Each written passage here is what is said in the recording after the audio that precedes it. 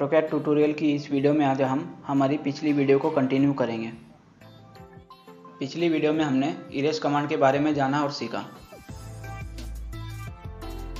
आज की इस वीडियो में हम ट्रिम और एक्सटेंड कमांड के बारे में जानेंगे और सीखेंगे। ट्रिम कमांड की शॉर्टकट की है TR। आप जैसे ही TR टाइप करने के बाद इंटर प्रेस करते हो तो ट्रिम कमांड एक्टिवेट हो जाएंगी। ट्रिम कमांड का यूज़ उसी वक्त होता है जब कोई ऑब्जेक्ट दूसरे ऑब्जेक्ट को क्रॉस कर रहा हो। नेक्स्ट, कमांड एक्टिवेट करने के बाद आपको ऑब्जेक्ट सिलेक्ट करना है, देन नेक्स्ट इंटर प्रेस करना है। इतना करने के बाद आप जब भी इसे क्रॉस करते हुए किसी भी ऑब्जेक्ट को सिलेक्ट करते हो तो वो ट्रिम हो जाएगा। इस तरह से आप किसी भी ऑब्जेक्ट को ट्रिम कर सकते हो। ट्रिम कमांड को आप अलग तरीके से भी यूज़ कर सकते हो। तो सबसे पहले आपको ट्रिम कमांड की शॉर्टकट की TR टाइप करना है, देन नेक्स्ट। आप जैसे ही डबल इंटर प्रेस करते हो तो ट्रिम कमांड एक्टिवेट हो जाएंगी। ट्रिम कमांड को एक्टिवेट करने के बाद आप जब भी डबल इंटर प्रेस करते हो तो आपको किसी भी बेस ऑब्जेक्ट को सिलेक्ट करने की ज़रूरत नहीं होती। आप डायरेक्टली किसी भी क्रॉस करते हुए ऑब्जेक्ट को सिलेक्ट करते हो तो वो डायरेक्टली ट्रिम हो जाएगा। इस प्रोसेस को फॉलो करते हुए आप किसी भी ऑब्जेक्ट को डायरेक्टली ट्रिम कर सकते हो।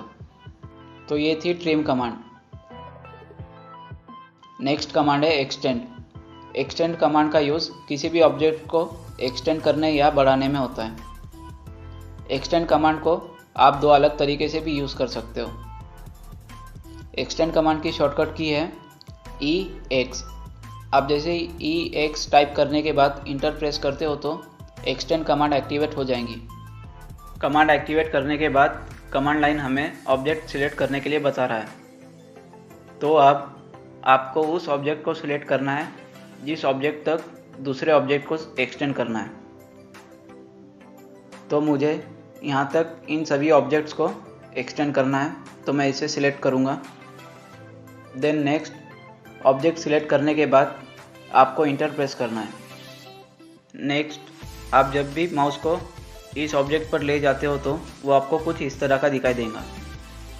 और आप जैसे ही इन सभी ऑब्जेक्ट को सिलेक्ट करते हो तो ये सभी ऑब्जेक्ट वहाँ तक एक्सटेंड होंगे जहाँ पर हमने दूसरे ऑब्जेक्ट को सिलेक्ट किया था। तो ये थी एक्सटेंड कमांड।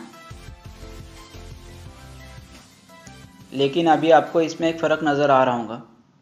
हमने जितने भी ऑब्जेक्ट सिलेक्ट किए थे वो सभी ऑब्जेक्ट वहीं तक एक्सटेंड हुए जहाँ पर हमने दूसरे ऑब्जेक्ट को सिलेक्ट किया था।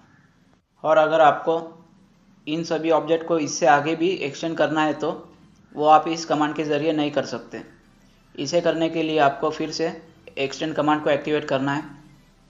आप जैसे ही EX टाइप करने के बाद डबल इंटर प्रेस करते हो तो एक्सटेंड कमांड एक्टिवेट हो जाएंगी। आप जब भी ट्रिम कमांड या एक्सटेंड कमांड को डबल इंटर प्रेस करके एक्टिवेट करते हो तो आपको किसी भी बेस ऑब्जेक्ट को सिलेक्ट करने की ज़रूरत नहीं होती। आप डायरेक्टली किसी भी ऑब्जेक्ट को सिलेक्ट करके उसे ट्रिम या एक्सटेंड कर सकते हो। इस प्रोसेस को फॉलो करते हुए आप किसी भी ऑब्जेक्ट को ट्रिम या एक्सटेंड कर सकते हो। और एक बात, आप उसी ऑब्जेक्ट को एक्सटेंड कर सकते हो जो ऑब्जेक्ट किसी दूसरे ऑब्जेक्ट को क्रॉस करते हुए एक्सटेंड होगा। अगर कोई ऑब्जेक्ट किसी ऑब्जेक्ट को क्रॉस नहीं करता है तो वो ऑब्जेक्ट एक्सटेंड नहीं होगा। और अगर आप अभी भी इस वीडियो को देख रहे हो तो ट्रिम और एक्सटेंड कमांड में एक इम्पॉर्टेंट ट्रिक होती है जिसकी मदद से आप एक ही कमांड में दो कमांड का काम कर सकते हो।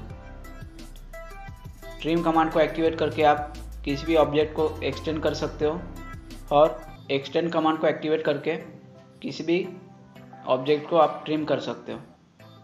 इस प्रोसेस को करने के लिए आपको ट्रिम कमांड को डबल इंटर प्रेस करके एक्टिवेट करना है।